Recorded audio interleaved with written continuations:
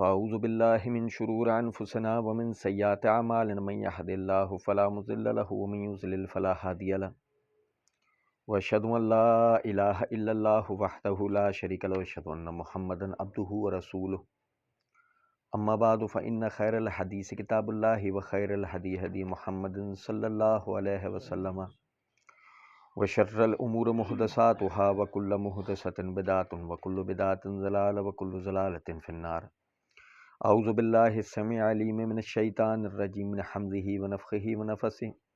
بسم اللہ الرحمن الرحیم۔ اللہم صلی علی محمد وعلی آل محمد کما صلیت علی ابراہیم وعلی آل ابراہیم انک حمید مجید۔ اللہم بارک علی محمد وعلی آل محمد کما بارکت علی ابراہیم وعلی آل ابراہیم انک حمید مجید۔ رب اشرح لی صدری ویسر لی امری واحلل عقدۃ من لسانی یفقہوا قولی رب زدنی علما۔ وبینہما حجاب وعلی الاعراف رجال یعرفون کلا بسیماہم ونادوا اصحاب الجنۃ ان سلام علیکم لم يدخلوها وهم يطمعون واذا صرفت ابصارهم تلقاء اصحاب النار قالوا ربنا لا تجعلنا مع القوم الظالمین۔ ونادى اصحاب الاعراف رجال يعرفونهم بسيماهم قالوا ما اغنى عنكم جمعكم وما كنتم تستكبرون أهؤلاء الذين اقسمتم لا ينالهم الله برحمة ادخلوا الجنة لا خوف عليكم ولا انتم تحزنون۔ ونادى اصحاب النار اصحاب الجنة ان افيضوا علينا من الماء او مما رزقكم الله قالوا ان الله حرمهما على الكافرين الذين اتخذوا دينهم لهوا ولعبا وغرتهم الحياة الدنيا فاليوم ننساهم كما نسوا لقاء يومهم هذا وما كانوا بآياتنا يجحدون وَلَقَدْ جِئْنَاهُمْ بِكِتَابٍ فَصَّلْنَاهُ عَلَى عِلْمٍ هُدًى وَرَحْمَةً لِقَوْمٍ يُؤْمِنُونَ هَلْ يَنظُرُونَ إِلَّا تَأْوِيلَهُ يَوْمَ يَأْتِي تَأْوِيلُهُ يَقُولُ الَّذِينَ نَسُوهُ مِنْ قَبْلُ قَدْ جَاءَتْ رُسُلُ رَبِّنَا بِالْحَقِّ فَهَلْ لَنَا مِنْ شُفَعَاءَ فَيَشْفَعُوا لَنَا أَوْ نُرَدُّ فَنَعْمَلَ غَيْرَ الَّذِي كُنَّا نَعْمَلُ قَدْ خَسِرُوا أَنفُسَهُمْ وَضَلَّ عَنْهُمْ مَا كَانُوا يَفْتَرُونَ۔ اللہ رب العزت کے فضل و کرم سے آیت نمبر 45 تک پچھلے درس میں ہم نے پڑھا تھا۔ آیت نمبر 46 سے آیت نمبر 53 تک آپ بھائیوں کے سامنے یہ پڑھا ہے۔ اللہ رب العزت نے جنتیوں اور جہنمیوں کا ذکر کرنے کے بعد ایک تیسرے گروہ کا ان آیات کے اندر ذکر کیا ہے اور فرمایا ان جنتیوں اور جہنموں کے لیے بینہما حجاب، ان کے درمیان ایک پردہ ہے۔ اس پردے کی تشریح سورہ حدید کے اندر اللہ رب العزت نے آیت نمبر 13 کے اندر مزید وضاحت سے کی ہے۔ فرمایا یوم یقول المنافقون والمنافقات للذین آمنوا انظرونا نقتبس من نورکم قیل ارجعوا وراءکم فالتمسوا نورا فضرب بینہم بسور لہ باب۔ یعنی اللہ رب العزت نے فرمایا کہ جس دن منافق مرد اور منافق عورتیں ان لوگوں سے کہ جو ایمان لے کے آئے ان سے کہیں گے انظرونا، ہماری طرف دیکھو، نقتبس من نورکم، ہم تمہارے روشنی سے، نور سے کچھ حاصل کر سکتے ہوں۔ قیل ارجعوا وراءکم فالتمسوا نورا، وہ لوگ جواب کے اندر کہیں گے کہ واپس لوٹ جاؤ اور جہاں سے آئے ہو وہاں نور تلاش کرو۔ فَضُرِبَ بَيْنَهُمْ بِسُورٍ لَهُ بَابٌ، تو ان کے درمیان میں ایک دیوار قائم کر دی جائے جس کا ایک دروازہ ہوگا، بَاطِنُهُ فِيهِ الرَّحْمَةُ وَظَاهِرُهُ مِنْ قَبْلِهِ الْعَذَابُ، جس کے اندر تو جو ہے وہ رحمت ہے اور اس کے باہر جو ہے وہ عذاب ہے۔ تو یہ جو آیت میں اللہ رب العزت نے جس دیوار کا ذکر کیا ہے وہ یہی دیوار، یعنی کہ یہاں اس آیت میں اللہ نے فرمایا وَبَيْنَهُمَا حجاب، ان کے درمیان یہ دیوار ہوگی، یہ جنتی یہ جہنمی۔ وَعَلَى الْأَعْرَافِ رِجَالٌ يَعْرِفُونَ كُلًّا بِسِيمَاهُمْ، اور پھر ان کے درمیان میں اعراف پر کچھ لوگ ہوں گے۔ اعراف جمع ہے عرف کی، اور عرف جو ہے وہ عربی میں بلندی، یعنی کہ کسی چیز کی بلندی جو نظر آتی ہو اس کو کہا جاتا ہے۔ یہی وجہ ہے کہ مرغے کی جو کلغی ہوتی ہے، تاج جس کو کہا جاتا ہے، اس کو بھی جو نا عرف کہہ دیا جاتا ہے. تو ولل آراف رجال یعرفون کلم بسیماہم، اب وہ جو دیوار ہے اس دیوار پر کچھ لوگ ہیں. ٹھیک ہے. عبداللہ ابن مسعود رضی اللہ تعالیٰ عنہ سے پوچھا گیا اصحاب الاعراف یہ کون لوگ ہیں؟ فرمایا یہ وہ لوگ ہیں کہ جن کے نیک اور بد اعمال برابر برابر ہو گئے. جن کے نیک اور بد اعمال برابر برابر ہو گئے. اب اگر اللہ چاہے تو انہیں جنت میں داخل کرے اور چاہے تو انہیں جہنم کے اندر بھیجے، یہ اللہ کی مرضی پر ہے. یہ اصحاب الاعراف کی تفسیر میں مفسرین نے اور بھی بہت سارے اقوال بیان کرے ہیں، لیکن یہ وہ تفسیر ہے کہ جس پر سب کا اتفاق ہے. عرض کرنے کا مطلب ہے کہ فرمایا یعرفون کلم بسیماہم، وہ سب کو ان کی پیشانیوں سے پہچانیں گے. وَنَادَوْا أَصْحَابَ الْجَنَّةِ أَنْ سَلَامٌ عَلَيْكُمْ، وہ پکاریں گے اہل جنت کو کہ تم پر سلامتی ہو. لم يدخلوها وهم يطمعون، اور وہ یہ جو کیفیت ہوگی اس وقت، وہ جنت میں داخل ہونے کی حرص رکھتے ہوں گے لیکن جنت میں داخل نہیں ہوئے ہوں گے. اچھا میں یہاں بات بتاؤں، سمجھیے گا ذرا. دیکھیں پہلی چیز تو یہ ہے کہ مطلب آپ جو نا نیک اور برے اعمال کر رہے ہیں، مطلب آپ میں ہم اچھے برے اعمال کر رہے ہیں. اچھا اب ہمارے ذہن کے اندر یہ ہے کہ چونکہ ہم اللہ کے ماننے والے ہیں اور ہم میں سے بعض کے ذہنوں میں یہ ہے ہم رسول کے عاشق ہیں، تو لہذا جو نا ہم جنت کے اندر ضرور داخل ہوں گے. اچھا سمجھیں، جنت والے جنت میں جائیں گے، جہنم والے جہنم میں جائیں گے. یہ آراف والے بھی تو کچھ لوگ ہوں گے نا، نہیں سمجھے؟ یہ ایسی دیوار نہیں ہے، آپ سمجھے جنت اور جہنم لامحدود ہیں، تو یہ دیوار اس کی بھی کوئی تحدید نہیں ہے، یہ بہت بڑی دیوار ہے. اور اس دیوار پر یعنی جس کی بلندی پر یہ سب لوگ ہوں گے. صحیح. یہ تمام وہ لوگ ہیں یعنی کہ جیسا بھی ہم نے پڑھا کہ ان کے اچھے برے اعمال برابر برابر ہو گئے. اچھا ہم اچھے برے اعمال برابر برابر کر رہے ہیں، ہمیں برے اعمال سے ڈر نہیں لگ رہا.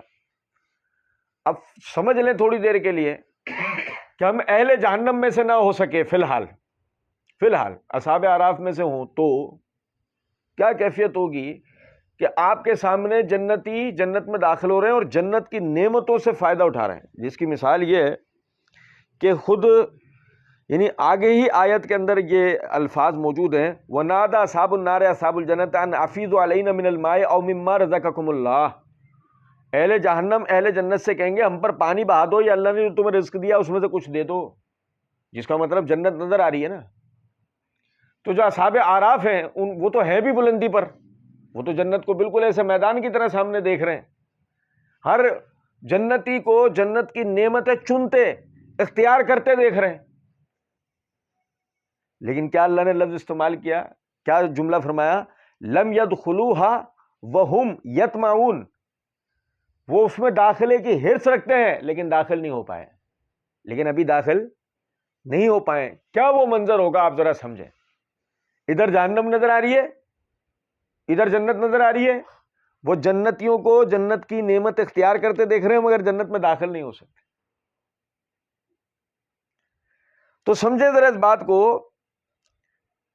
کہ بلکہ اللہ نے آگے ایک اور بات کی وَإِذَا صُرِفَتْ أَبْصَارُهُمْ تِلْقَاءَ أَصْحَابِ النَّارِ قَالُوا رَبَّنَا لَا تَجْعَلْنَا مَعَ الْقَوْمِ الظَّالِمِينَ، اور جب وہ نظر پھیر کے جہنمیوں کی طرف دیکھیں گے تو وہ کہیں گے اے ہمارے رب ہمیں ان ظالم لوگوں میں سے نہ کر دینا. یعنی اس کا مطلب یہ ہے کہ وہ جہنمیوں کو بھی دیکھ پا رہے ہیں، جہنم کے عذاب بھی دیکھ پا رہے ہیں. ڈر یہ لگا ہوا ہوگا جہنم میں داخل نہ ہو جائیں، تمام دل کے اندر یہ ہوگی، حرص یہ ہوگی کہ جنت میں داخل ہو جائیں، لیکن نہ جہنم میں جا پا رہے ہیں نہ جنت میں جا پا رہے ہیں. میں آپ کو ایک بات بتاؤں، میری اپنی ذاتی رائے ہے، غلط بھی ہو سکتی ہے.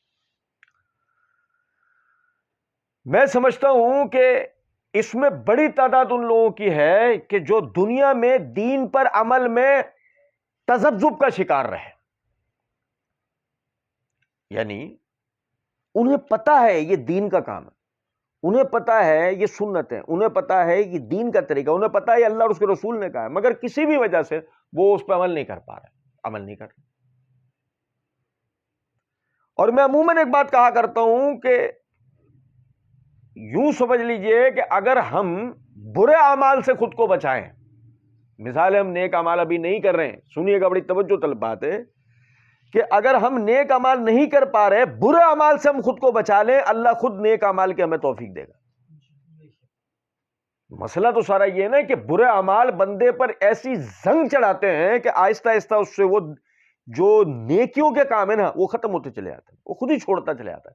ایک تو وہ حدیث ہے نا کہ گناہوں کو ہلکا مت سمجھو، یہ نیکیوں کو اس طرح کھا جاتے ہیں کہ جس طریقے سے دیمک لکڑی کو کھا جاتی ہے۔ اب بظاہر دیمک لگی ہوئی ہو تو جب دیمک سوراخ اندر کرنا شروع کرے، ہمیں بظاہر اوپر سے لکڑی بالکل صحیح سالم نظر آ رہی ہوتی ہے، وہ تو اگلے دنوں پتہ لگتا ہے کہ جب اس لکڑی پہ کوئی ضرب لگ جائے یا ہاتھ لگ جائیں اور وہ بالکل بودھی ہو کر ختم ہو چکی ہو، کھوکھلی ہو جائے، اندر سوراخ ہو جاتے ہیں ہمارے ہاتھ لگنے سے، تب ہمیں اندازہ ہوتا ہے کہ ہم تو اس کے نقصان کو جان ہی نہیں پا رہے تھے، ہمیں تو پتہ ہی نہیں لگ پا رہا تھا کہ اتنا بڑا نقصان ہو گیا۔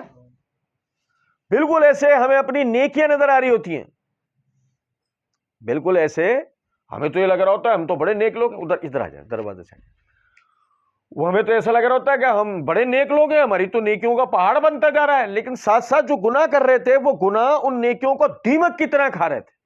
اور ایک دن پتہ لگا کہ جب وہ کھڑے ہیں اور آپ پہ کیا ہوا، اعمال تول لیے گئے، برابر برابر نکل آئے۔ خطرناک والی بات تو ابھی ہم کر ہی نہیں رہے ہیں، خطرناک والی بات تو یہ ہے کہ اعمال وہ نکل آئے کہ جس کی وجہ سے ہم جہنم میں چلے جائیں۔ نہیں سمجھے؟ ہم تو اس جگہ کھڑے ہیں، اللہ کی رحمت شامل حال ہو جائے تو جنت میں جائیں گے، ورنہ سوال ہی نہیں پتا، کھڑے رہو ہزاروں لاکھوں کروڑوں سال تک اس دیوار پہ کھڑے رہو۔ یہ سمجھ رہے ہیں کیسی بات ہے، کیا حسرت ہے، کھانا سامنے کھا نہیں سکتا، لباس سامنے پہن نہیں سکتا، رہائش سامنے رہ نہیں سکتا، کیسی ترسی ہوئی کیفیت میں آدمی گزر رہا ہوگا اگر ہم سمجھیں تو۔ آپ دیکھیں اس سختی کے عالم میں بھی اللہ تعالیٰ نے ایک قول ان کا بیان کرا، وَنَادَوْا أَصْحَابَ الْجَنَّةِ أَنْ سَلَامٌ عَلَيْكُمْ، وہ اہل جنت کو پکار کے کہیں گے السلام علیکم۔ یہ سمجھ رہے ہیں میرے بھائی، یہ ہمارے شعار میں سے ہے، مسلمان کی شناخت پہچان ہے السلام علیکم کہنا۔ مطلب آپ اندازہ کریں وہ اتنا سخت وقت ہے اور اس میں بھی وہ جب اہل جنت کو دیکھ رہے ہیں، کیونکہ اہل جہنم کے لیے تو دعا کرنا حرام ہے نا بھائی۔ دیکھیں دنیا میں کسی کے جنتی جہنمی ہونے کا ہمیں نہیں پتا، وہ اللہ کے ہاتھ میں، لیکن وہاں تو نظر آ رہا ہے نا، یہ جہنم میں جا رہے ہیں جنت میں۔ اہل جہنم کے لیے دعا کرنا اللہ کو ناراض کرنا ہے کہ جن کے لیے اللہ نے عذاب مقرر کر دیا ہم اس کے لیے رحمت و برکت مانگ رہے ہو، تو اہل جنت کے لیے ہو سکتا ہے۔ اب وہ اہل جنت کو مخاطب کر کے کہہ رہے ہیں السلام علیکم، ایسے سخت موقع پر بھی۔ تو پتہ لگا سلام کو کسی حال میں ترک نہیں کرنا چاہیے۔ آپ دیکھیں ہمارے ہاں غفلت کی وجہ سے اور یا پھر ایسا خود ایک اندر سے ایک فیل ہو رہا ہوتا ہے مولوی سے لگیں گے، یہ مولوی لگنے کی بات نہیں ہے۔ آپ مسلمان ہو، ہاں یہ آپ کا شعار ہے، نہ آپ اپنی پہچان کراتے ہو میں مسلمان ہوں، السلام علیکم، یہ پہچان ہے کہ ہم مسلمان۔ آپ سمجھیں، داڑھی ہے، سکھ بھی رکھتے ہیں، یہودی بھی رکھتے ہیں، سر ڈھانپنا تو دنیا کے تمام مذاہب میں ہے، یاد رکھیے گا اس بات۔ ازار ٹخنوں سے اوپر رکھنا ہے، یہودیت کے اندر بھی ہے، اسلام کے اندر تو ہے ہی۔ تو آپ اس بات کو سمجھیں کہ جن چیزوں سے بظاہر آپ کی اسلامی شناخت، اور اگر مثال کے طور پہ کوئی انگریز آپ کے ممالک کے اندر رہتا ہو جہاں ازار پورا ڈھانپا جاتا ہے تو وہ شلوار قمیض میں بھی نظر آئے گا، لو بھائی اسلامی لباس پہنا ہوا، کس چیز سے آپ کی شناخت ہوگی فوراً کے مسلمان ہیں؟ السلام علیکم ہے۔ اور ابھی دیکھو یہ حساب کی بات ہو رہی ہے نا، حساب کتاب کی، یہ ذرا سمجھنا۔ حدیث کے اندر الفاظ ہیں، نبی اکرم صلی اللہ علیہ وسلم مسجد میں تشریف فرماتے، ایک شخص داخل ہوا، اس نے آ کر کہا السلام علیکم، آپ نے فرمایا وعلیکم السلام ورحمۃ اللہ، اسے 30 نیکیاں ملیں گی، 10 نیکیاں۔ دوسرا داخل ہوا, اس نے کہا السلام علیکم ورحمۃ اللہ, آپ نے فرمایا وعلیکم السلام ورحمۃ اللہ وبرکاتہ, اور فرمایا اسے 20 نیکیاں مل گئیں. تیسرا داخل ہوا, اس نے کہا السلام علیکم ورحمۃ اللہ وبرکاتہ, نبی صلی اللہ علیہ وسلم نے فرمایا وعلیکم السلام ورحمۃ اللہ وبرکاتہ, اور فرمایا اس نے ہمارے لیے کچھ نہیں چھوڑا. اس نے ہمارے لیے, بھائی سلام کرنا یہ آپ کا شعار ہے, یاد رکھو, یہ فقہی نقطہ بتا رہا ہوں آپ کو. سلام کرنا مسلمانوں کا شعار ہے, جواب دینا فرض ہے. سلام کا جواب دینا فرض ہے, چاہے مجلس میں ایک آدمی دے دے, پوری مجلس کی طرف سے مانا جائے گا. سلام کرنا آپ کے شعار میں سے کہ آپ کی مسلمان ہونے کی شناخت ہے, جواب دینا مسلمان پر فرض ہے. ٹھیک ہے, جیسے چھینک کا جواب دینا فرض ہے, یہ سمجھ رہے؟ اچھا جی, اب آپ دیکھیں کہ نبی صلی اللہ علیہ وسلم نے فرمایا اس نے ہمارے لیے کچھ بھی نہیں چھوڑا, مطلب پورا سلام کیا. 30 نے کیا, ہم پہلے 2 پر جو کما گئے یہ ہماری برابری کر گیا. نہیں سمجھے کچھ بات کو, اس نے ہمارے لیے کچھ نہیں چھوڑا. تو اس لیے السلام علیکم ورحمۃ اللہ وبرکاتہ, یہ اسے پورا سلام کرنا چاہیے کانفیڈنس کے ساتھ.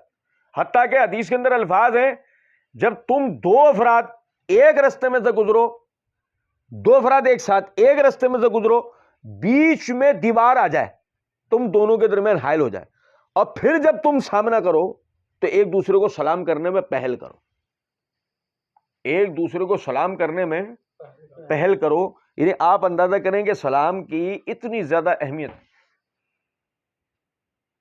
اللہ رب العزت نے اہل جنت کا کلمہ کیا قرار دیا ہے, پڑھا نا ہم نے سورہ یاسین میں, سلام. اہل جنت کا پہلا کلمہ کیا ہے؟ سلام. یاد رکھیں کہ اگر آپ جنت میں جانا چاہتے ہیں تو آپ کا بھی سب سے پہلا کیا کلمہ ہونا چاہیے؟ سلام. پہلے سلام پھر کلام. بڑے بوڑھے کہا کرتے تھے نا, پہلے سلام پھر کلام, یعنی پہلے سلام کرو پھر بات کرو. سمجھ رہے؟ تو سلام لازم ہے.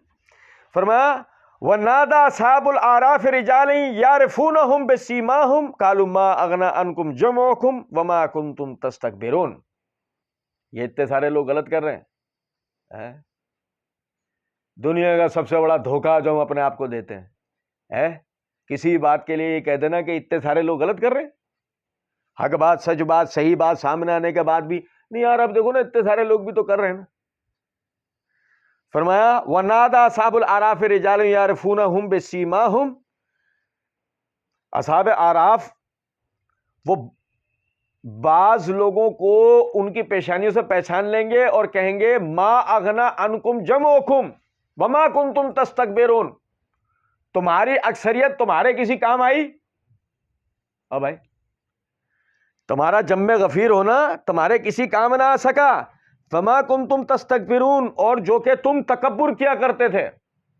اچھا سمجھیں ذرا اس بات کو, مطلب تکبر کی بھی 2 کیفیات ہیں.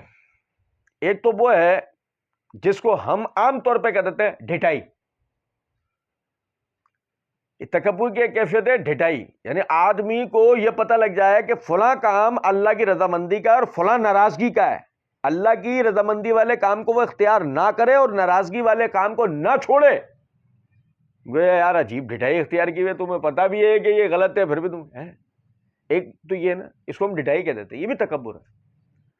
اچھا ایک جو نا تکبر یہ ہے کہ آدمی ایسی رقیق اور رذیل باتیں کرتا ہے, یعنی کہ اللہ کی رضامندی یا اللہ کی ناراضگی والی بات سامنے آ گئی ہے, عمل کرنا نہیں ہے, اس سے جان چھڑانی ہے, تو ایسی رقیق اور رذیل باتیں اس کے خلاف کرتا ہے. یہ کیا ہے؟ وہ خود کو اس باتوں سے, اللہ کی باتوں سے خود کو اور اپنے کام کو جو وہ کر رہا ہے اس کی مخالفت میں بڑا سمجھ رہا ہے. مثال کے طور پہ آپ دیکھیں, اصل میں ابلیس نے تکبر کس سے کیا ہے؟ اللہ سے.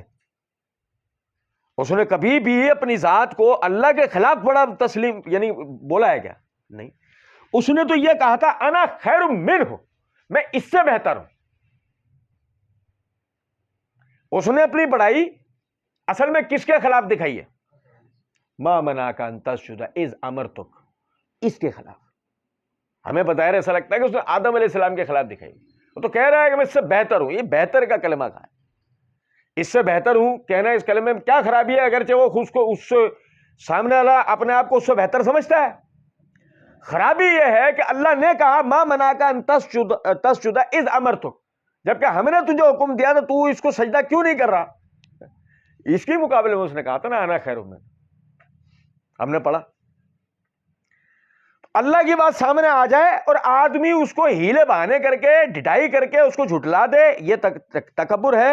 اور اصحاب اعراف جو ہے وہ لوگوں کو پہچان لیں گے ان کو، اور ان کو کہیں گے کہ تمہارا یہ اکثریت تمہارے کسی کام نہیں، اور جو تم تکبر کرتے تھے اہؤلاء الذین اقسمتم لا ینالهم اللہ برحمہ. اچھا یہ ایسے سمجھیں ذرا بات کو بھائی.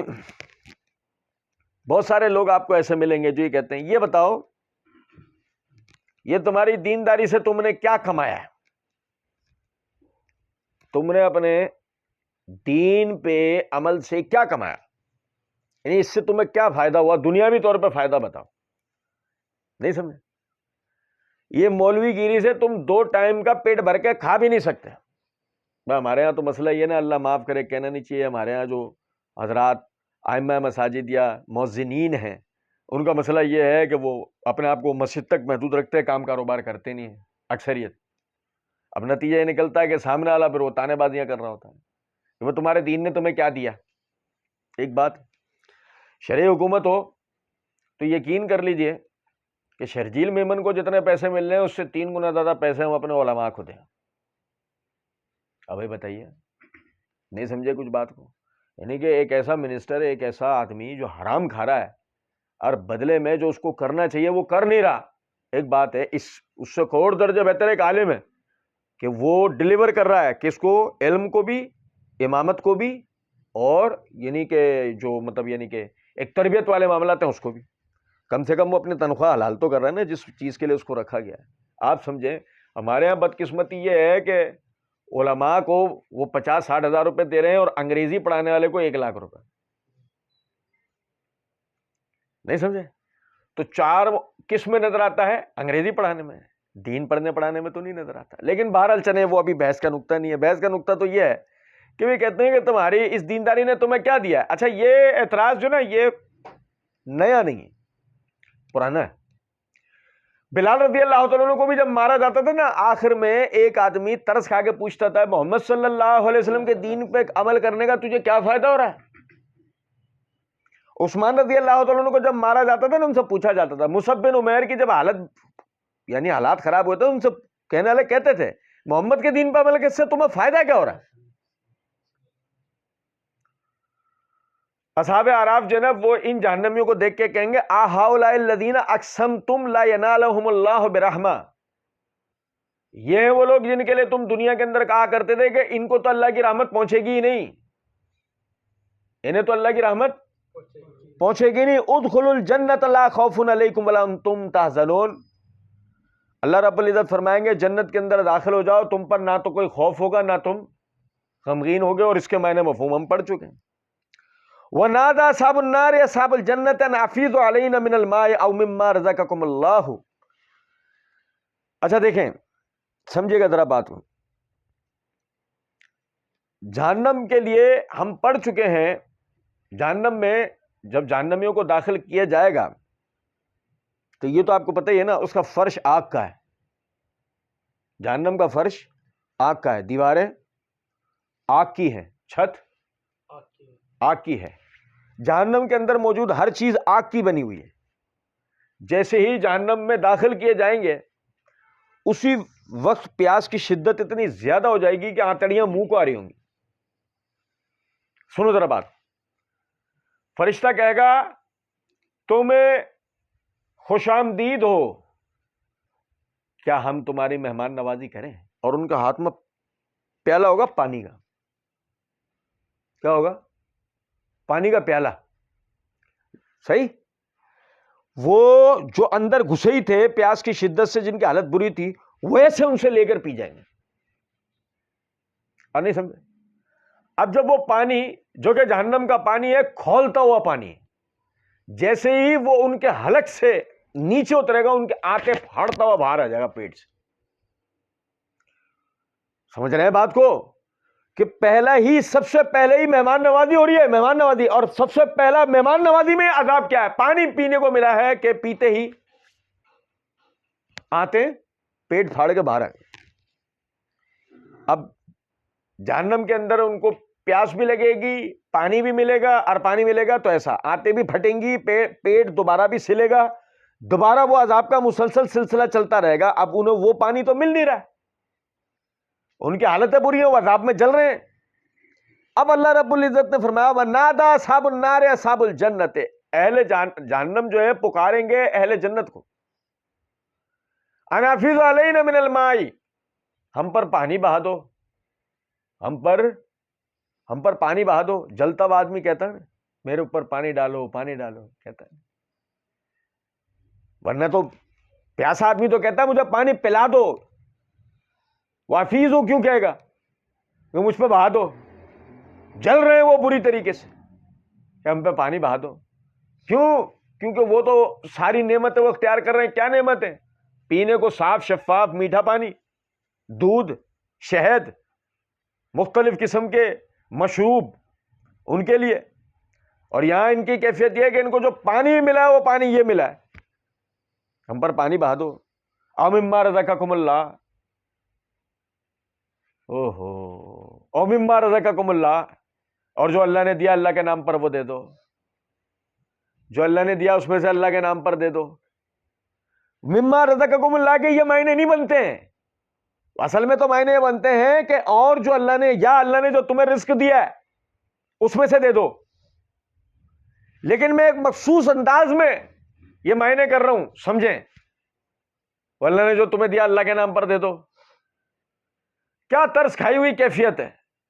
مسئلہ یہ ہے کہ دنیا میں جب اللہ رب العزت نے انہیں نعمتیں دی تھی نا، سنو ذرا بات، انہوں نے ان نعمتوں کو اختیار کیا، ان کا اسراف کیا، انہیں برباد کیا۔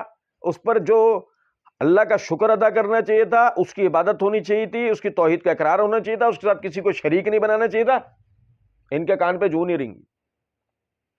آج وہ ایک جگہ پہ میں تھا تو وہ ایک صاحب بلند آواز سے کہہ رہے تھے یا خواجہ اجمیر والے بیڑا پار کر دے، نہیں سمجھے، وہ بلند آواز سے کہہ رہا تھا، دیکھ لیا ہوگا اس نے کسی کو۔ ہمارے یہاں بھی تو ٹی وائرس گھوم رہے ہوتے ہیں نا چاروں طرف۔ سنیں ذرا بات، اب جناب سوچے کوئی آدمی، یار مطلب تو سردی سے گزر رہا ہے، تیرے اوپر کون لایا ہے؟ پچھلے دنوں تیرے اوپر سے گرمی تھی، ہٹائی کس نے؟ تیرے اوپر بارشیں کون برساتا ہے؟ تجھے کھانے کو کس نے دیا؟ تو سبزی ترکاری فروٹ کے بازار میں کھڑا ہے، تو اللہ کی نعمتوں کو دیکھ رہا ہے جو اللہ اگاتا ہے۔ ان میں سے بعض وہ نعمتیں تھی جن کا تو نام لے رہا ہے، انہوں نے زندگی میں کبھی کھائی نہیں، پتا بھائی؟ وہ تو یہی ہے نا کہ وہ تو ان کے لیے وہ ترک دنیا اور صوفیت کا عقیدہ رکھتے ہیں نا، وہ تو جان بوجھ کے کھانے پینے سے بھاگنا ان کے نزدیک ریاضت ہے، کھانے پینے سے ان کے نزدیک بھاگنا ریاضت ہے، اور شریعت ہمیں حکم دیتی ہے کلو وشربو ولا تسرفو، کھاؤ پیو۔ اور سنیں ذرا بات کو، اب بات یہ ہے کہ اللہ تعالیٰ نے ہمیں روزیاں دی اور ہم نے اللہ ہی کا شریک مقرر کیا۔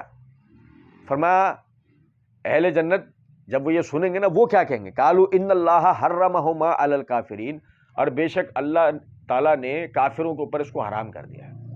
کون کہہ رہے ہیں؟ کیوں؟ جنت کی جو نعمتیں ہیں کفار کے لیے نہیں ہیں۔ نبی صلی اللہ علیہ وسلم نے فرمایا ہے نا، الدنیا لسجن المومن و جنت الکافر، یہ دنیا مومن کے لیے قید خانہ ہے، کافر کے لیے یہ جنت ہے۔ یعنی کافر کو جو بھی نعمتیں آج دنیا میں مل رہی ہیں، ہم جو دیکھتے ہیں کفار کے ممالک میں یا کفار کے گھروں میں یا ویسے مشرکین کیا، اللہ تعالیٰ دنیا میں ان کو دے رہا ہے کہ کل قیامت کے دن وہ یہ نہیں کہہ سکتے ہوں گے اللہ کو، اے اللہ یہ کیا؟ دنیا میں اگر ہم تیرے جھٹلانے والے تھے جب بھی تو نے میں بھوکا پیاسا رکھا، اب جب آخرت کی باری آئی تب بھی تو ہمیں عذابوں کی طرف بھیج رہا ہے، تو یہ تو کوئی عدل نہیں ہوا نا۔ اگر مثال کے طور پر دنیا میں جو نیک لوگ تھے ان سے نعمتیں چھن گئی تو انہیں تو بدلے میں یہاں تو دے رہا ہے نا، ہمیں تو نہ دنیا میں مل سکا نہ آخرت میں مل سکا، تو اسی لیے اللہ رب العزت نے ان کے ساتھ عدل کیا ہے۔ تمہیں کیا چاہیے؟ دنیاوی نعمتیں، یہ لو تمہیں جنت کا گھر نہیں چاہیے، کوئی مسئلہ نہیں، تمہیں وہاں بھیجا ہی نہیں جائے گا۔ آپ دیکھیں حدیث میں کیا الفاظ ہیں، نبی صلی اللہ علیہ وسلم نے فرمایا کہ میں تمہیں ایک ایسے گروہ کے بارے میں بتاؤں جو جنت میں جانا نہیں چاہتا. بھائی بہت توجہ طلب بات ہے, بہت توجہ طلب بات ہے, آپ سمجھیں ذرا. جنت میں کوئی جانا نہیں چاہیے, کیسے ممکن ہے؟ مطلب ایک تو وہ ہے کہ جنت کا منکر ہے, اس کے لیے تو بحث ہی نہیں ہے نا وہ جنت میں جانا, وہ تو کہتا ہے جنت ہے ہی نہیں. اور ایک آدمی کہے کہ جنت ہے, میں اس میں جانا نہیں چاہتا, یہ دو علیحدہ باتیں ہو گئی نا. کیسا ہوگا وہ آدمی جو یہ کہتا ہو کہ جنت تو ہے لیکن میں جنت میں جانا نہیں چاہتا. نبی صلی اللہ علیہ وسلم نے فرمایا من اتانی دخل الجنہ ومن عصانی فقد ابا. جو میری تابعداری کرتا ہے وہ جنت میں جانا چاہتا ہے, اور جو میری نافرمانی کرتا ہے وہ جنت میں جانا نہیں چاہتا. اور نہیں سمجھے؟ یعنی جنت پہ تو ایمان ہے, پتا اس کو ہاں جنت ہے, لیکن جنت میں نہیں جانا مجھے. یہ وہ والی بات. ہاں نبی صلی اللہ علیہ وسلم اللہ کے رسول تو ہے, مگر ہمیں ان کی پیروی نہیں کرنی. یہ وہ والی بات ہے. فرمایا الذین اتخذوا دینہم لہوا ولعبا وغرتہم الحیات الدنیا. یہ وہ لوگ ہیں کہ جنہوں نے اپنا دین کیا بنا رکھا تھا. او یار یہ سنو, بڑی توجہ طلب بات ہے. اللہ کہہ رہا ہے الذین اتخذوا دینہم لہوا ولعبا. لہو عربی کے اندر کہتے ہیں فضول, بکواس, بیکار, بے تکی چیزوں, اور لعب عربی میں کہتے ہیں کھیل کود کو. اور نہیں سمجھو؟ فرمایا الذین اتخذوا دینہم لہوا ولعبا وغرتہم الحیات الدنیا. یہ وہ لوگ تھے کہ جنہوں نے اپنا دین کیا بنا لیا؟ بکواس اور کھیل کود کو, انٹرٹینمنٹ کو.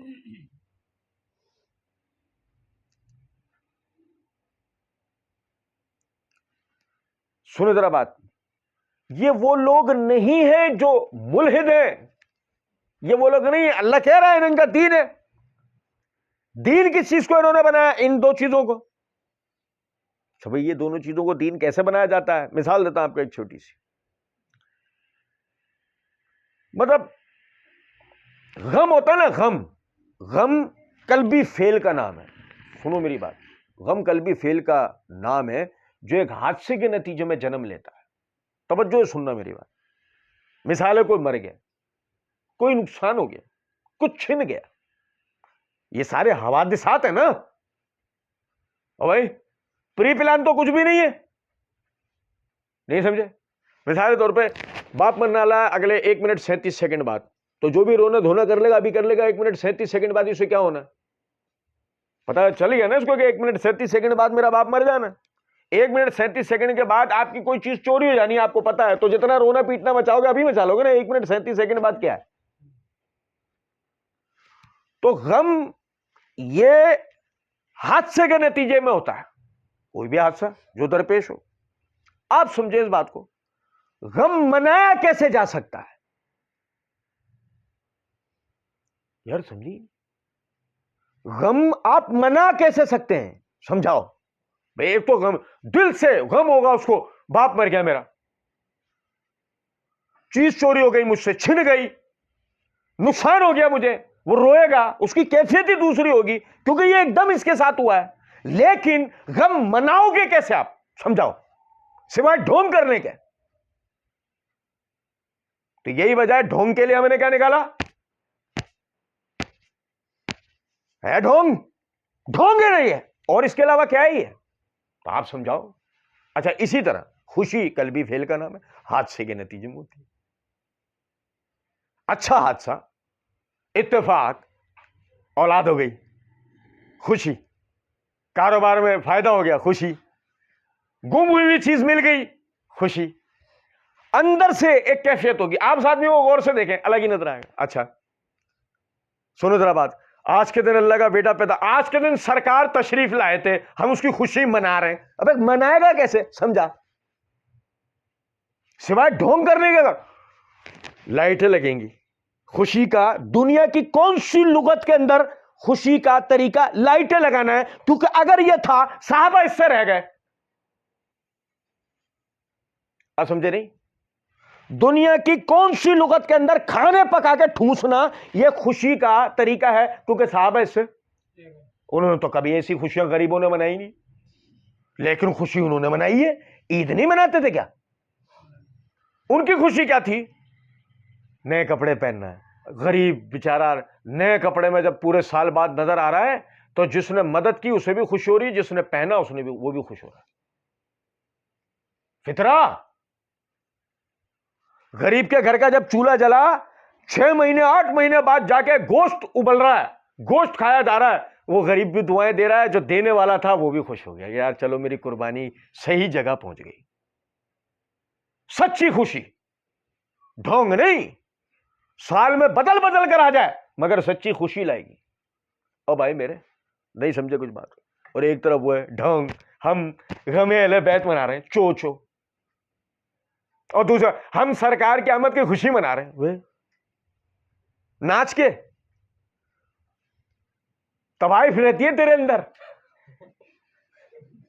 جسے نکلنے کا کوئی دن تاریخ موقع نہیں مل رہا تھا، تیرے مولویوں نے بنا کر دے دیا، اور اب اس کے بعد وہ طوائف بیچ چوراہے پہ ناچتی نظر آ رہی ہے. داڑھی والے کی طوائف تو اور بھی خراب ہوتی ہے، سر پیر نہیں ہوتا نا اس طوائف کا.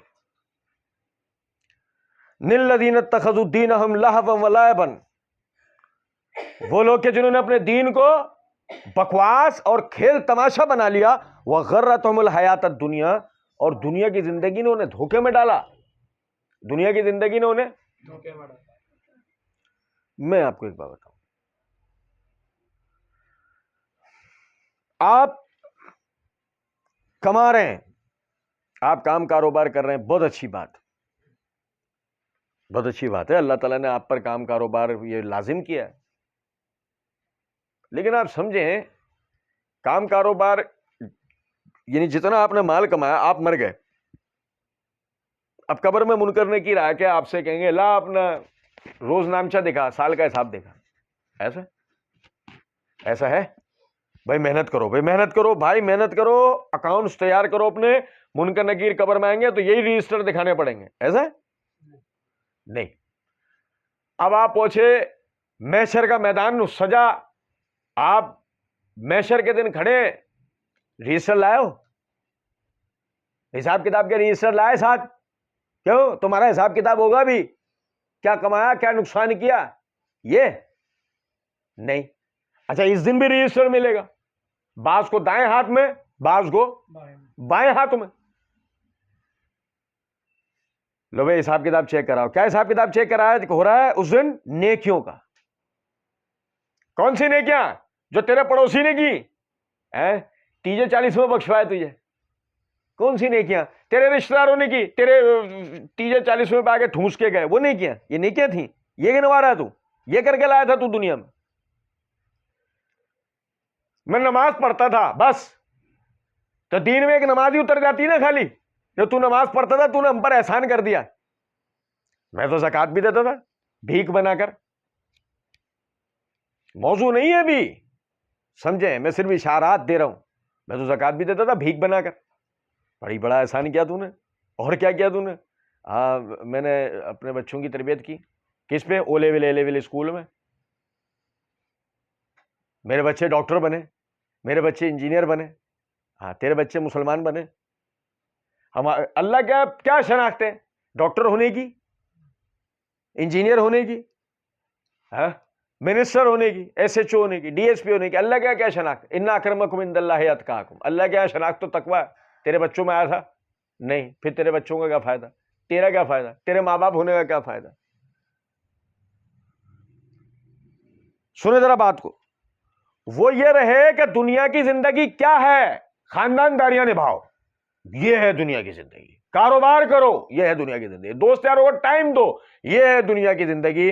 اور جمعہ والے دن کاٹن کا سوٹ پہن کے خطبے سے 5 منٹ پہلے آخر میں مسجد میں کوشش کرو کہ 4تھی 5ویں صف تک جو ہے نا لوگوں کو پھلانگتے اور ہٹاتے رستہ بناتے اور جا کے بیٹھ جاؤ، اور 2 فرض پڑھ کے ایسے بھاگو جیسے کہ تم مسلمان نہیں تھے، تم قیدی بن کے پکڑ کے لائے گئے تھے، تمہیں یہاں ستون سے مان کے قتل کیا جائے گا. ایسے نکل کے بھاگو. وغرتہم الحیات الدنیا. بقرعید پہ ہمارے ہاں 2 لاکھ کا بیل کٹتا ہے. وغرتہم الحیات الدنیا. تمہیں دنیا کی زندگی نے دھوکے میں ڈالا. شراب، میں ذاتی طور پہ ایسے آدمی کو جانتا ہوں جو پورے سال شراب بیچ کر آخر کے اندر جو ہے نا وہ 1-2-2.5 لاکھ کا بیل لا کے قربان کرتا ہے، اور لوگ اس کے پاس بھی لائن لگا کر قربانی کا گوشت لے رہے ہوتے ہیں، اور اس کی بھی کھال کسی جگہ جمع ہی ہوتی ہے معذرت کے ساتھ۔ ایک آدمی یہ کہنے والا نہیں ہے اللہ کے بندے اللہ تیری قربانی کو قبول کرے، پر احتساب کر اپنا شراب بیچ کر تو جو پیسے لے کر آ رہا ہے اس سے جو تو قربانی کر رہا ہے تیرا ضمیر مطمئن ہے؟ کیونکہ ایک بات یاد رکھیں، اللہ رب العزت نے وہ جس کے جنت میں داخلہ بیان کرائے نا اس کو پکارا یہ کہہ کر ہے، یا ایتھا النفس المطمئنہ ارجعی الی ربک راضیۃ مرضیہ، اے اطمینان والی روح، کیا تمہیں تمہارے دین پر اطمینان ہے یا تم تذبذب کا شکار ہو؟ تو پوچھو تو وہ تذبذب کا شکار ہے، کیونکہ مسئلہ یہ اس نے دین کو ایسے سیکھا نہیں یا ایسے عمل نہیں کر رہا جیسے اس نے کاروبار سیکھا تھا، یا وہ ڈیلی کاروبار کر رہا ہے۔ کاروبار کے ہر اونچ نیچ اس سے بات کرو، کیسا دیکھو فوراً وہ آپ کی آنکھوں میں اتر آئے گا، کیسی مضبوطی اور کیسے کانفیڈنس کے ساتھ بات کرے گا۔ وہ جس شعبے سے متعلق ہے اس شعبے پر اس سے بات کرو، دیکھو کیسا آپ کی آنکھوں میں آ جائے گا فوراً۔ وجہ کیا ہے؟ وغرتہم الحیات الدنیا، اس کو دنیا کی زندگی نے دھوکے میں ڈالا، وہ یہ سمجھا کہ جو کچھ ہے وہ بس یہ ہے، یہ کرنا ہے ہمیں، یہ ہے ہماری اصل سکسیس، ذالک الفوز العظیم، یہ ہے سب سے بڑی کامیابی۔ اور سب سے بڑی کامیابی کیا تھی؟ وہ تو وہاں پتہ لگا روز محشر میں، کہ جب وہ کھڑے میں لائن لگا کے حساب دو اپنا، کون سا والا بولے گا؟ بہت مزے کی بات یہ ہے، یہاں کوئی آپ کو بجلی کی چوری پکڑنے نہیں آ رہا، یہاں کوئی نیب والا آپ پر چھاپا مارنے نہیں آ رہا، یہاں آپ کی کوئی چیٹنگ پکڑنے کے لیے بورڈ آف انٹرمیڈیٹ کا کوئی رکن آ کر نہیں کھڑا ہوا ہے، یہاں فوج نہیں ہے، کچھ بھی نہیں ہے، یا کوئی ہے ہی نہیں، ایسی کوئی چیز ہی نہیں، سیدھے سیدھا اپنے نامہ اعمال خود ہی پڑھیں گے، خود ہی اس لائن میں لگ جائیں گے کہ جو لائن اس کا فیصلہ کرتی ہے۔ نامہ اعمال پڑھا، جنتیوں والا کام کیے، لگ جاؤ جنت کی لائن میں، جہنم والی لائن میں نہیں لگو گے، اور جہنم والا جنتیوں کی لائن میں لگ نہیں سکتا، کیونکہ بیچ میں ایک فرشتہ ایسا کھڑا ہوا ہے جس کے پاس ایسا کوڑا ہے کہ جس کوڑے کی چوڑائی میں مشرق اور مغرب آتے ہیں، کوڑے کی چوڑائی میں مشرق اور مغرب آتے ہیں، لائن نہیں توڑ سکتا ہے۔ کچھ بات آ رہی ہے سمجھ میں؟ یا تو جہنم والی لائن پڑھا ہے نا، جہنم والی لائن میں ہی جائے گا، نہیں تو جنت والی لائن میں۔ فرمایا فَالْيَوْمَ نَنْسَاهُمْ كَمَا نَسُوا لِقَاءَ يَوْمِهِمْ هَٰذَا، اللہ کی قسم یہ آیت پڑھتے ہیں نا جب ڈر لگ جاتا ہے، بڑا مطلب ایسا لگتا ہے کہ ختم سب کچھ، یہ کیا ہو گیا۔ اللہ کہہ رہا ہے فَالْيَوْمَ نَنْسَاهُمْ كَمَا نَسُوا لِقَاءَ يَوْمِهِمْ هَٰذَا، پس آج کے دن ہم انہیں بھلا دیں گے جیسے انہوں نے دنیا میں ہمیں بھلا دیا تھا۔ یقین کریں یہ بڑے سخت کلمات ہیں ہر اس آدمی کے لیے جو اللہ کی توحید کو جانتا ہے یا جو آخرت کو جانتا ہے، اس کے لیے بڑے سخت کلمات ہیں اگر سمجھیں تو۔ جب آپ توجہ کریں کہ اگر ہمارا مطلب میں ایک احترام کرنے والا اپنے بڑوں کا، میں وہ بچہ ہوں، اور اگر میرے بڑوں میں سے کوئی مجھے یہ کہہ دے کہ آج کے بعد میرا تیرا تعلق ختم، تو نے مجھے بلا دیا، میں نے تجھے بلا دیا، جاؤ تم اپنے راستے میں اپنے راستے۔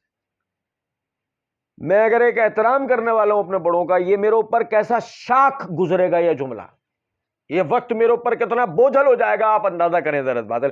مسئلہ یہ انہیں راضی کیا جا سکتا ہے، یہ راضی کرنے کے لیے دنیا ہے، مسئلہ یہ اللہ کو بھی راضی کیا جا سکتا ہے، راضی کرنے کے لیے یہ دنیا ہے، لیکن جب روح قبض ہو گئی تو اب کیا ہوگا؟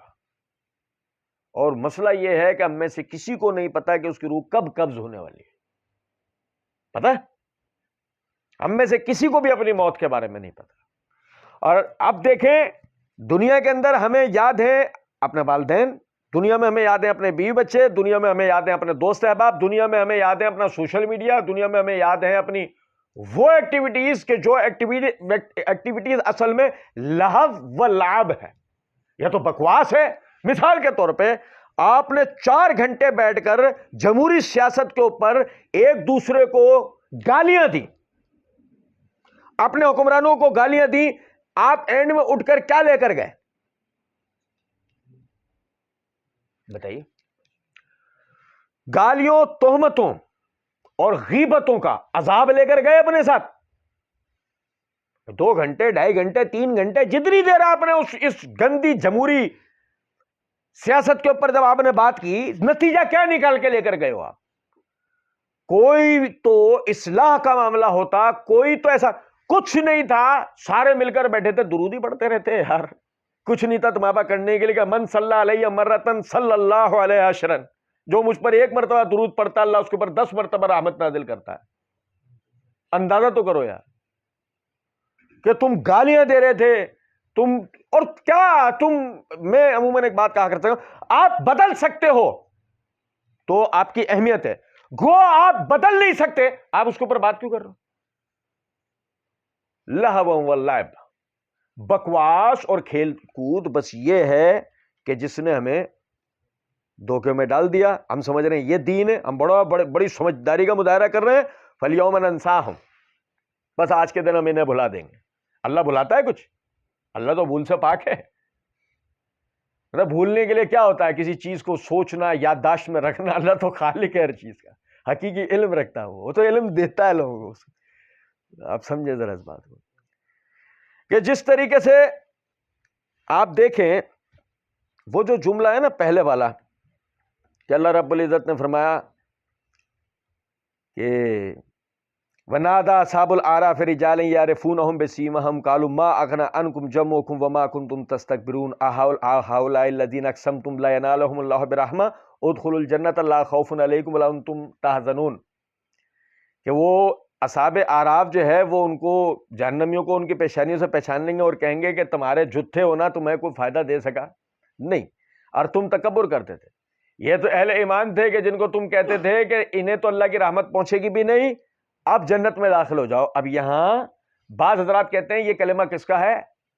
یہ اعراف والوں کا ہی کلمہ ہے کہ جنت میں داخل ہو جاؤ۔ ہم نے معنی یہ کہتے ہیں ادخلوا الجنۃ لا خوف علیکم، کہ اللہ تعالیٰ فرمائیں گے۔ ہم نے معنی اس لیے کیا تھا کہ اصحاب اعراف کا تو خود کا جنت کا فیصلہ نہیں ہو رہا، وہ کسی کی جنت کا فیصلہ کیسے کر سکتے؟ سمجھے ذرا اس بات۔ لیکن اگر تھوڑی دیر کے لیے تسلیم کر لیتے ہیں یہ اصحاب اعراف کا ہی کہا ہوا کلمہ ہے، تو جس طرح وہ جنتیوں کو جنت میں داخل نہیں کر سکتے، ان کے ہاتھ میں نہیں ہے، اسی طرح اللہ کا یہ کہنا کہ آج کے دن ہم تمہیں فراموش کر دیں گے، یہ اپنے حقیقی معنوں میں نہیں ہے۔ فراموش کرنے کا مطلب کیا ہے؟ بھول جانے کا مطلب کیا؟ بھول جانے کا مطلب ہے کہ اللہ تعالیٰ ان پر سے توجہ ہٹا لیں گے، جیسے کہ اس حدیث کے اندر آتا ہے کہ نبی اکرم صلی اللہ علیہ وسلم نے فرمایا 3 قسم کے لوگ ایسے ہیں جن سے اللہ تعالیٰ قیامت کے دن نہ تو بات کرے گا، نہ انہیں پاک کرے گا، نہ انہیں اپنے سائے میں جگہ دے گا۔ اب یہ کیا مطلب ہے اس بات کا؟ نہ تو بات کرے گا، نہ پاک کرے گا، نہ اپنے سائے میں جگہ دے گا۔ یہی مطلب ہے فَالْيَوْمَ نَنْسَاهُمْ كَمَا نَسُوا، جیسے انہوں نے اللہ کو بھلا دیا، آج کے دن ہم انہیں بھلا دیں گے۔ اور فرمایا وَمَا كَانُوا بِآيَاتِنَا يَجْحَدُونَ، اور یہ ہماری آیتوں میں جھگڑتے تھے، ہماری آیتوں کا انکار کرتے تھے، ہماری آیتوں پر جھگڑتے تھے۔ اب اللہ کی آیتوں کا انکار کرنے کا مطلب کیا ہے؟ جیسے مثال کے طور پر وہ تو وہی بات ہے، ذہن میں خیال آ رہا ہوگا کہ یار سیاق کے اعتبار سے آپ ذکر کریں کفار کا پہلے، تو وہ ہمیں پتہ ہوتا ہے کفار کیا ہے، جھٹلاتے تھے اللہ کی توحید کو، آخرت کے دن کو، اچھی بری تقدیر کو۔ کون نہیں جانتا ہم میں سے کہ ان کا جھٹلانا یہ تھا؟ کیا دیکھا جائے تو انہیں وہ غیرت مند لوگ نہیں تھے، پردے والے لوگ نہیں تھے؟ کیا ان کی آزاد عورتیں زنا کرتی تھیں، چوری کرتی تھیں؟ کیا ان کے آزاد مرد ڈکیتیاں مارتے تھے؟ نہیں، ایسا کچھ بھی نہیں تھا۔ معاشرتی ہزاروں خرابیاں جو آج ہمارے اندر ہیں، یقین کر لیں مشرکین عرب میں نہیں تھی۔ وہ شرفاء تھے، اشراف میں سے تھے، ہمارے مقابلے میں مہذب لوگ تھے، یقین کریں۔ چند وہ باتیں ہیں کہ جن سے ان کی معاشرتی خرابیاں ہمارے سامنے آتی ہیں، وہ وہی چند باتیں گنتی میں اس لیے آتی ہیں کہ وہ چند ان میں تھی۔ اگر ہم اپنا احتساب کریں تو ہم میں تو ان کا مجموعہ ہے۔ اور دیکھیں، سمجھیں ذرا اس بات کو، مسئلہ یہ ہے وہ جھگڑتے تھے ان 3 سے 4 عقائد و نظریات کو لے کر.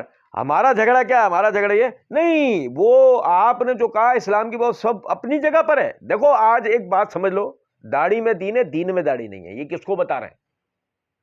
یہ ہم بتا کس کو رہے ہیں؟ اللہ کو, رسول کو. جس نے دین اتارا اسے بتا رہے ہیں, اسے سمجھا رہے ہیں کہ جس نے حکم دیا ہے. یا جیسے ازار ٹخنے سے اوپر رکھنا, ارے یار وہ سمجھے نہیں اس کا یہ مطلب. اور 11 لوگوں نے مسئلہ یہ بنا رکھا ہے کیا, نماز مکروہ ہو جاتی ہے ازار ٹخنے سے اوپر رکھنے سے. اچھا وہ مسئلہ بعد میں بتانا, پہلے ازار ٹخنے سے اوپر رکھنے کا مسئلہ بتاؤ. یہ پانچے موڑنے سے نماز مکروہ ہوتی ہے, یہ مسئلہ بات کا ہے کہ یہ اس کا یہ مطلب ہے نہیں جو تم نے لیا ہے.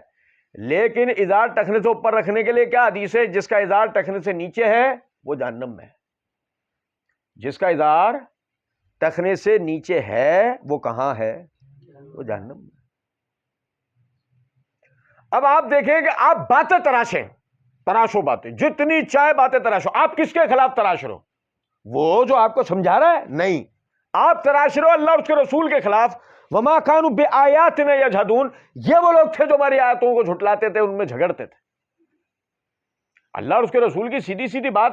آدمی یہ کہے میرے اندر عمل کرنے کی توفیق نہیں پاتا میں, اللہ مجھے توفیق دینے والا, بات سمجھ میں آتی. لیکن اس کے لیے ہیلے تراشے, کتنی خطرناک بات ہے اگر آدمی سمجھے تو. فرمایا وَلَقَدْ جِئْنَاهُمْ بِكِتَابٍ فَصَّلْنَاهُ عَلَىٰ عِلْمٍ هُدًى وَرَحْمَةً لِّقَوْمٍ يُؤْمِنُونَ. اور سنو میں آپ کو ایک مزے کی بات بتاؤں, وہ پہلے وہ آخر, پہلا اور آخری نتیجہ دیکھنا ذرا دنیا کے اندر. آپ کو پتا ہے اسلام کے آنے سے پہلے, اسلام سے مراد میری یہ ہے کہ نبی اکرم صلی اللہ علیہ وسلم کی نبوت کے اعلان سے پہلے مکے والے جو نا وہ یہ بات کہا کرتے تھے کہ اہل کتاب کو ہم پر اس بنیاد پہ فضیلت حاصل ہے کہ ہمارے پاس آج تک کوئی کتاب لے کر رسول نہیں آیا. یہی وجہ ہے کہ ابو جہل جیسے بعض لوگ جو نا جب یہود سے ملتے تھے نا تو ان سے ان کی روایات پوچھا کرتے تھے, مذہبی تعلیمات پوچھا کرتے تھے. اچھا یہود جو تھے نا وہ پوری دنیا میں جہاں لٹے پٹے کٹے مرے لوگوں نے مارا, میں نے سورہ بنی اسرائیل میں بتایا تھا, اور سب کچھ جائیدادیں بیچ باچ کے اپنی اور آ کے حجاز کے ارد گرد آ کے بسنا شروع ہو گئے تھے, کیونکہ آخری رسول ان کی کتابوں کے مطابق کہاں آنا تھا.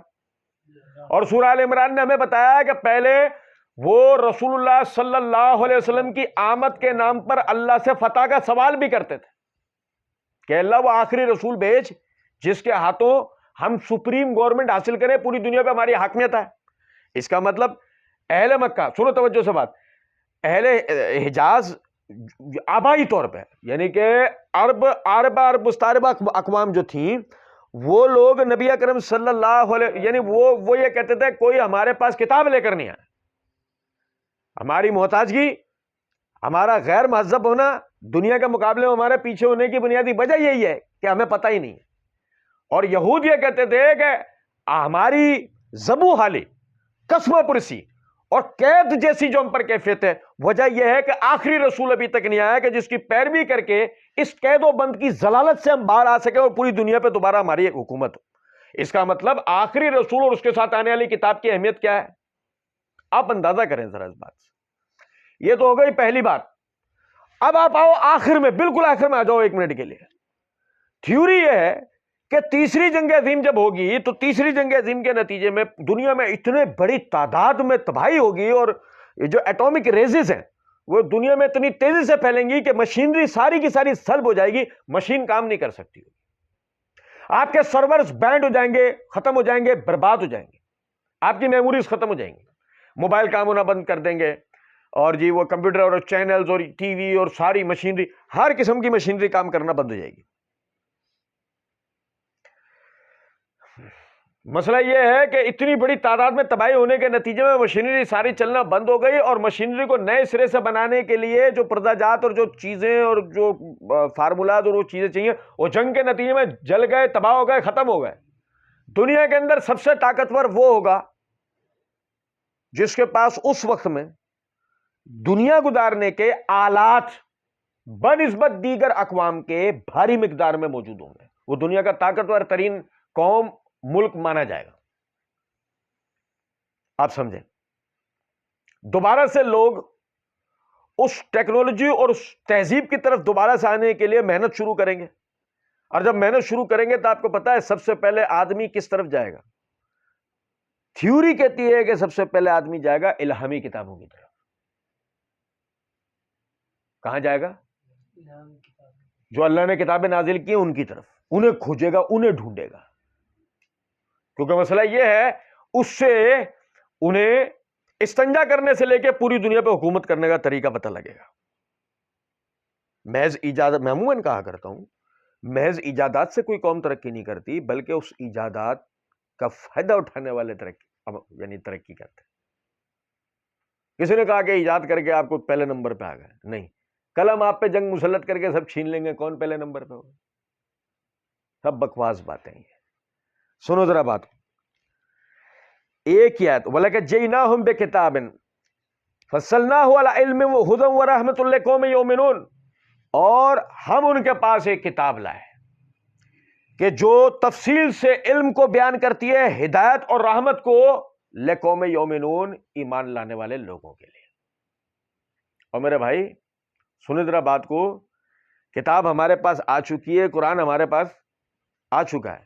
اچھا میں آپ کو بتاؤں آج کی خبریں کیا ہیں. بھائی توجہ سنو, توجہ, بڑی غور طلب بات. آج کی خبریں کیا ہیں؟ آج کی خبریں یہ ہیں, مثال کے طور پہ سونے کا بھاؤ یہ ہو گیا. اور سنو, توجہ سننا, سونے کا بھاؤ یہ ہو گیا. اچھا یہ رک گیا, آگے بڑھے گا پیچھے ہوگا؟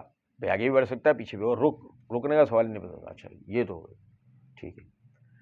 اچھا جی فلاں جو ہے وہ منسٹر, اس کا یہ اسکینڈل ہو گیا, فلاں نے فلاں پہ یہ الزام لگا دیا, فلاں دنیا کے حصے میں زلزلہ آیا, فلاں میں سیلاب آ گیا, فلاں میں کورونا کا نیا ویرینٹ ملا. ہو گئی خبریں. کورونا کا ویرینٹ کا علاج آئے گا, زلزلہ اور سیلاب کا ازالہ ہوگا. مطلب آپ دیکھیں ذرا سمجھے, جو آج آپ 2.5 گھنٹے 3 گھنٹے 1 گھنٹہ 5 گھنٹے لگا کر آپ نے جو خبریں حاصل کی, سیکھی, پڑھی, سمجھی آپ نے, کل وہ بدلی بھی ہوں گی. تو آپ کے 5 گھنٹے کہاں ہیں؟ کہاں ہیں آپ کے 5 گھنٹے؟ یا مثال کے طور پہ آپ وہ اسکرول کرتے گئے, فیس بک کو اسکرول کرتے گئے, واٹس ایپ کو دیکھتے چلے گئے, یہ آیا سامنے, وہ آیا سامنے, حیدرآباد میں یہ ہو گیا, کراچی میں یہ ہو گیا, لاہور میں یہ ہو گیا, یہ ہو گیا. کل یہی خبریں ہوں گی یا بدل جائیں گی؟ بدل جائیں گی. تو آج کیا ہے؟ آج کا وقت آپ کا برباد ہے نا. لیکن اس کے برعکس آپ سمجھے گا ذرا اس بات کو کہ آپ پڑھتے ہیں قانون کی کتاب. کیا پڑھتے ہیں؟ ایسے قوانین کی کتاب جو قوانین انسانی ہیں. قوانین انسانی کا مطلب کیا ہوتا ہے؟ وہ کسی ملک کے قوانین تھوڑی ہے کہ دوسرے ملک پر اپلائی نہیں ہو سکتے. وہ کسی ملک کے بنائے ہوئے قوانین نہیں ہے کہ آپ اسے کسی دوسرے ملک پہ لے آ کے اپلائی کرنے کی کوشش کریں گے, وہ نہیں مانیں گے, وہ نہیں تسلیم کریں گے, یا وہ ان کو ان کے فوائد نظر ہی نہیں آ سکتے. گرم علاقوں کے بعد ایسے قوانین ہیں ٹھنڈے علاقوں میں اپلائی بھی نہیں ہو سکتے. لوگ مذاق اڑائیں گے آپ کا. ٹھنڈے علاقوں کے ایسے قوانین ہیں جو گرم علاقوں میں اپلائی نہیں ہو سکتے. جن علاقوں میں لوگوں کی عمریں زیادہ ہوتی ہے وہاں کے قوانین ہی کچھ اور ہوتے ہیں, عمر قید کی سزا ہی نہیں ملتی. لو وہ پتہ ہے عمریں ہی لمبی ہیں, اور ہمارے اقتصادی طور پہ ہم پہ بوجھ بنیں گے جیلوں میں. وہ سیدھے زہر کے انجیکشن لاتے ہیں یا کرنٹ کی کرسیوں پہ بٹھاتے ہیں, وہ عمر قید کی سزا ہی نہیں دیتے. وہ لمبی عمریں ہمارے اوپر بوجھ بنے رہیں گے ایسے ہی. اور جہاں عمریں کم ہے بولے ویسے ہی 7 سال بعد تو نکل لینا ہے, دے دو سزا, ڈال دو جیل کے اندر یار. قرآن نہیں بدلے گا, قرآنی قوانین نہیں بدلیں گے جو کہ فطرت انسانی کے بنیادی قوانین ہیں, کبھی نہیں بدلیں گے. جیسے چاہے جس چاہے معاشرے پر اپلائی کر لو, فوائد پاؤ گے. اور اس کی طرف دعوت دینے والا ایک الگ ہی وزن پاتا ہے اپنے اندر. آپ سمجھیں, مسلمان ہونے کا یہ میں آپ کو ایک بدی بات بتاؤں, کبھی بیٹھ کے اکیلے میں سوچیں اپنے مسلمان ہونے پہ فخر ہوتا ہے؟ ایسے نہیں, عقیدت میں نہیں, حقیقت میں, کہ اپنے مسلمان ہونے پہ فخر ہوتا ہے. ہاں تو وہ جب آپ یہ کہو گے نا, ہاں سامنے والا باتیں پوچھے گا, کیا کیا باتیں ہیں وہ, تو کیا بتاؤ گے؟ اپنے آپ کو فخر کے قابل بنائیں, اپنے دین کو اتنا پڑھیں سیکھیں سمجھیں کہ آپ کو اپنے مسلمان ہونے پر فخر ہو. اللہ رب العزت سمجھنے اور عمل کرنے کی توفیق دے. وما علینا الا البلاغ.